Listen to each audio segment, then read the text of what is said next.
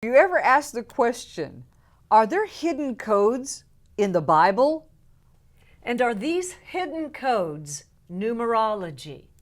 And if they are, Yana, is numerology a good thing or a bad thing?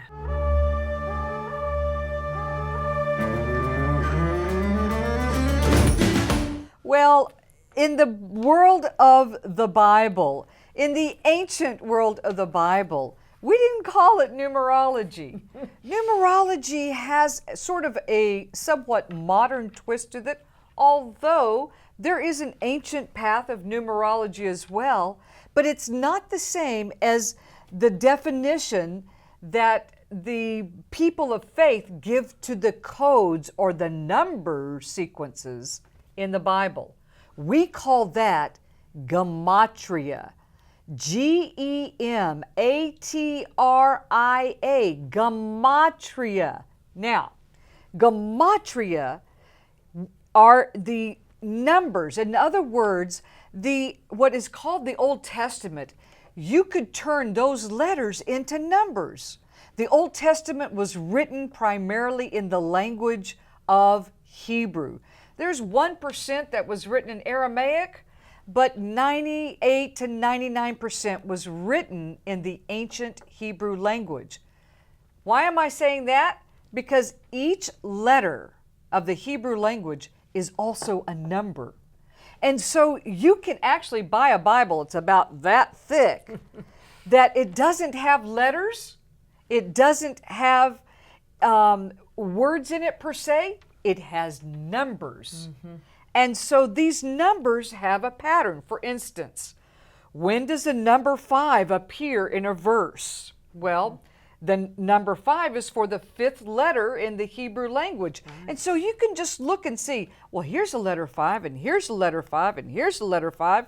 What is the ancient secret code saying to me? So we can take these codes and then begin to go to another layer of study in Scripture and begin to extract some extra hidden mysteries of the Bible. For instance, that number 5 stands for the 5 pillars in the world of faith, meaning the 5 books of the Torah.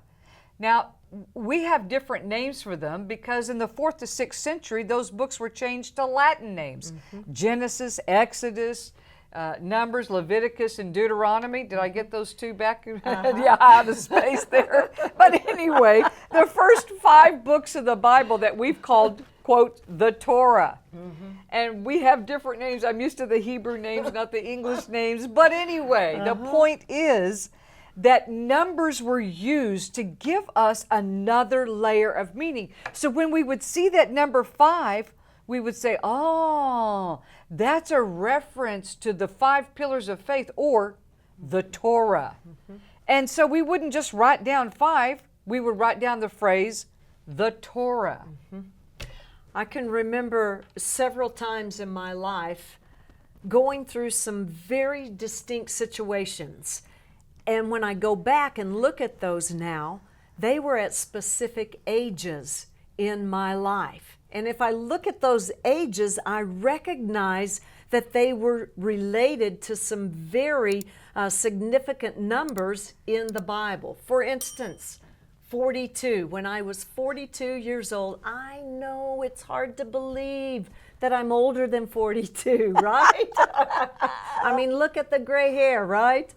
So, but I can remember that it was a marker in my life, and yet if you understand the significance of the number 7, that every 7 years there's probably a significant thing that happens in your life. And I can go back to when I was 42, and it was like there was a fork in the road, and I made a decision to go a certain direction, which has led my life to where I am at today and understanding my true identity.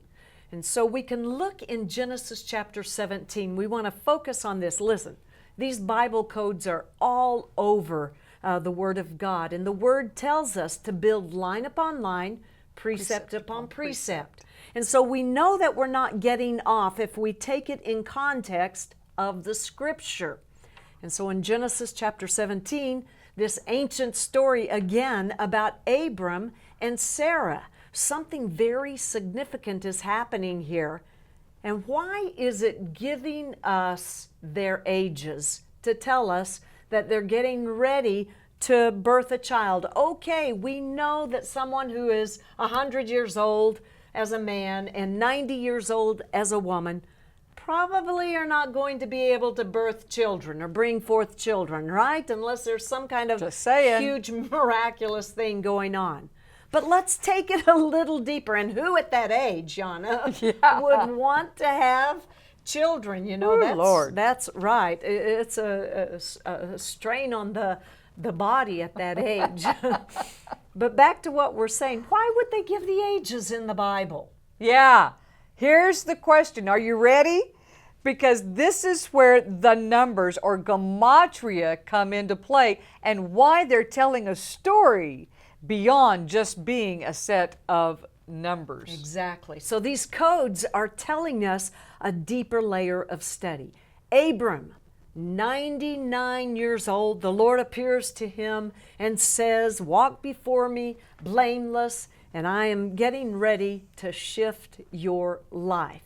And so if we take this number and we divide it in two, we understand that that's 48 and a half, which is right at the marker of 49 years and 49 years. Now, in the biblical understanding of that number, that is what we consider a Yovel year. You know what they call that in English, though, because we're using maybe a word you don't recognize, a Jubilee year, which has all kinds of meaning. A release from bondage, a release from debt, a new sense of freedom, a brand new expression in your life that brings you exceeding joy and happiness. Exactly. And it means a double portion. In other words, you go out and you collect for 6 days. On the 7th day, there is a double portion because you've collected it on the 6th day. In that 49th year, it's the same concept that's given. In other words, Abram, something very significant is getting ready to change in your life, and you are getting ready to bring forth a double portion blessing. That's why they mention this age 99. And then it goes on and it says, Sarah is 90 years old. Okay, we already understand the age piece. But 90 in the Hebrew Aleph Beit or alphabet is the letter Tzadi. Say that with me. Tzadi. Tzadi. It's with a TZ at the beginning, there you go. All right? And this letter indicates a righteous person. And so what it is telling us is that even though Sarah has done some things prior to this that perhaps were not the most righteous thing, guess what? At this age, at this time in her life, she's righteous enough to bring forth the heir that is going to shift the world, and all of the families will be blessed. And then there's one other number that's mentioned in Genesis chapter 17. And we kind of gloss past these numbers until we understand what they mean. But they were telling Abram that on the 8th day you are to circumcise the child. Why? On the 8th there you go. day. Exactly. So the number 8 for its matching letter is Chet. And Chet means it's a fence or a wall or a separation.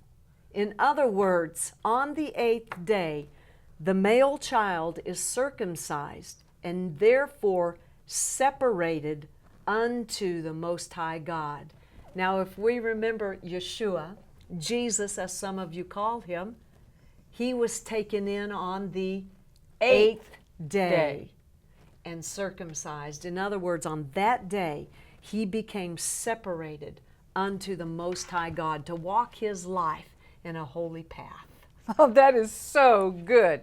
There is a place, a righteous place for the use of numbers and understanding them, and they tell a deeper vision. They give a greater revelation of what the biblical text is talking about. Maybe you've been reading the Bible for many, many years. I know we have.